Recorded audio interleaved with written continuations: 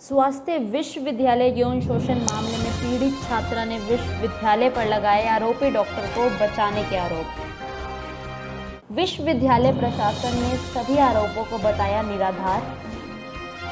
पीड़ित छात्रा विश्वविद्यालय में आगामी परीक्षाएं जारी नहीं रखेगी, लेकिन लड़ाई लड़ती रहेगी। हेल्थ यूनिवर्सिटी ने मानसिक स्वास्थ्य संस्थान में कथित यौन शोषण के मामले में अब छात्रा ने जांच प्रभावित करने का आरोप लगाते हुए कहा कि उसने आवाज़ उठाई, इसलिए रिजल्ट बदलकर उसे परीक्षा में ही फेल कर दिया गया। अब उसकी लड़ाई हाई कोर्ट में लड़ेगी। यही नहीं, उन्होंने कहा कि 1 साल बीत जाने के बाद भी आज तक जांच का नतीजा सामने नहीं आया है। इतना नहीं, उन्हें ये भी बता दिया गया कि कमेटी ने जांच तक बंद कर दी है, लेकिन जब महिला आयोग ने जांच शुरू की तो इस तरह का कोई भी नोटिस नहीं पाया गया। इसलिए ये साफ है कि आरोपी डॉक्टर को बचाने के लिए विश्वविद्यालय प्रशासन जुटा हुआ है। अब इस विश्वविद्यालय में वो अपनी आगामी शिक्षा जारी नहीं रखेंगी, लेकिन अपनी लड़ाई लड़ती रहेगी। सर, हमने 4 जुलाई को डॉक्टर राजीव डोगरा, जो हमारे क्लिनिकल साइकोलॉजी डिपार्टमेंट के एचओडी, उनके अगेंस्ट स्ट्राइक करी थी, जिसके उनके मिसकंडक्ट और मिसबिहेवियर के रिगार्डिंग, जिसके बाद एक कमेटी बनाई गई थी और इंक्वायरी, हमारे रिटर्न स्टेटमेंट्स लेकर इंटरिम रिपोर्ट इशू कर उन्होंने बोला था कि हमें सिर्फ फाइनल डिसीजन देना है। उसके बाद 7 दिसंबर को सडनली की नई कमेटी बना दी गई है। ऐसा कर दिया उन्होंने, सडनली नई कमेटी बना दी और हमें बहुत कम टाइम में ऐसे इंसान से नोटिस दिलवाए जो वहाँ पर पीजे का मेंबर ही नहीं है, कोई एम्प्लॉय ही नहीं है। और 10 दिसंबर को रिजल्ट में सब बच्चे पास हैं।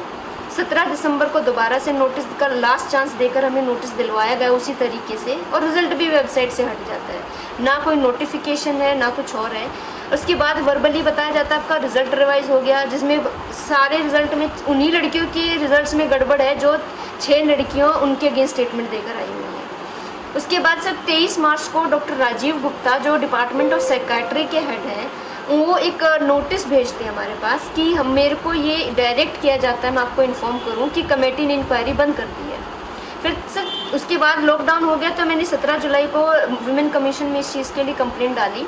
तो उन्होंने 29 जुलाई की मीटिंग में पाया कि कमेटी ने ऐसा कोई नोटिस दिया ही नहीं था कि इंक्वायरी बंद हो गई। तो राजीव गुप्ता सर ने एक तरीके से उनको शेल्टर करा, उनको सब लोग प्रोटेक्ट कर रहे हैं गलत, और बच्चों को वापस उन्हीं को हैंड ओवर कर दिया जब उनसे मिलने आए कि अब डॉक्टर डोगरा ही आपके केसेस वो देखेंगे, ऑथेंटिकेशन लेटर जो हैरेस कर रहा है, जो क्लीन चिट हुआ भी नहीं है, और उन्हीं के पास आप वापस बच्चों को भेज रहे हो।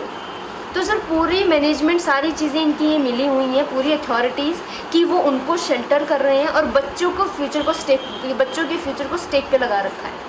मैं अपना रिजल्ट का केस सर मैं हाई कोर्ट में लड़ रही हूँ, ये नहीं है रिजल्ट के लिए। और 13 अगस्त को हम लड़कियां इस चीज़ का क्रॉस एग्जामिनेशन भी करने वाली हैं, और उम्मीद करें कि वुमेन कमीशन ने जो बीच में इंटरफेरेंस किया है, हस्तक्षेप किया है, और वो इस चीज़ के एक फाइनल डिसीजन दिलवाएं। वहीं इस मामले में विश्वविद्यालय के कुलपति डॉक्टर ओपी कालरा सभी आरोपों को निराधार बताते हुए लीपापोती करने में जुटे नजर आए। उन्होंने तो यहाँ तक कह दिया कि अगर इस मामले में उन्हें पूरी जानकारी चाहिए तो वो सभी दस्तावेजों को पढ़कर ही बता सकते हैं।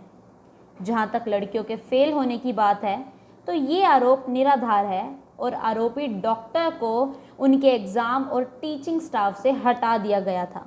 जब ये इसका मुझे जहाँ तक याद है, मुझे डिटेल फैक्ट्स नहीं पता है, लेकिन जब इनका इन्वेस्टिगेशन हुआ इमीडिएटली तो इनमें कोई लड़की आगे आई नहीं।